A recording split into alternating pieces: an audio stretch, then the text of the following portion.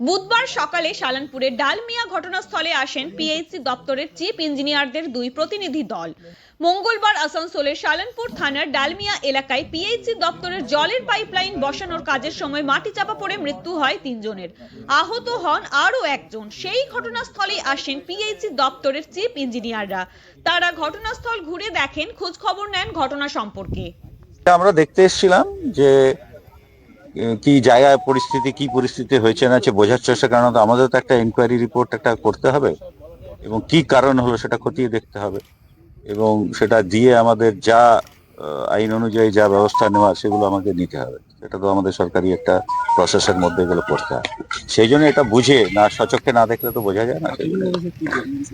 অতএব যা শুনলাম যে মাটি পড়ে গেছে, কিছু লুজ মাটি ধারে ছিল, পড়ে গিয়ে হয়েছে, কিন্তু এত বেশিও মাটি পড়েনি। আমি যা দেখছি সেটা তো ইনভেস্টিগেশন করবে, পোস্টমর্টম হচ্ছে, সেই সব নিয়ে বেরোবে। সবকিছু মিলে মিশে এখন আমরা একটা রিপোর্ট সরকারকে জমা দেবো, সেই হিসেবে আমরা এসেছি।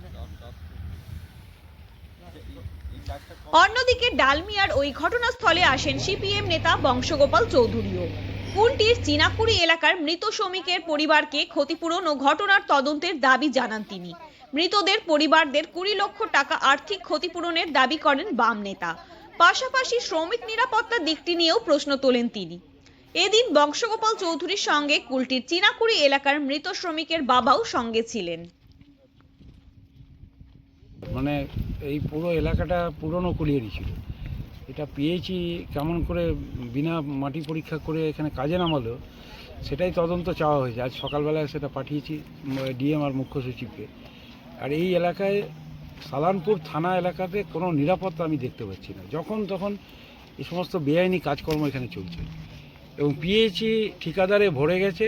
এই এলাকায় জলের কার্যত কোনো স্কিম ভালো করে হচ্ছে না। ঠিকাদারের হাতে সব ছেড়ে দিয়ে আর কিছু লোককে এইভাবে নিয়ে এসে মৃত্যুর মুখে ফেলে দেওয়া হচ্ছে। আমি 20 লক্ষ টাকা দাবি করেছি এখনই সাময়িকভাবে প্রত্যেক পরিবারের জন্য 20 লাখ টাকা। এবং আমাদের এখানে প্রাক্তন পঞ্চায়েত সমিতি সভানেত্রী আছে, শিপ্রা আছে, আমাদের সিআইটিওর নেতৃত্ব আছে, অসীম ব্যানার্জি আছে, গণ আন্দোলনের নেতৃত্ব। 20 লাখ টাকা ইতিমধ্যে সকাল 9টার সময় দাবি করা হয়েছে। মেল মারফত জেলা শাসক, মুখ্য সচিব এবং পিএইচির ইঞ্জিনিয়ারিং চিফের কাছে পাঠানো হয়েছে। এখান থেকে এখন মৃত পরিবারের সঙ্গে কথা হলো, আমরা যাব ডিএমের অফিসে যাব এবং দেখা করব। ডিএমকে অলরেডি মেসেজ করা হয়েছে এবং এসডিও কালকে এসেছিলেন, আমি শুনেছি। এর পুরো রিপোর্ট চাই, এটাই লিখেছি আমি।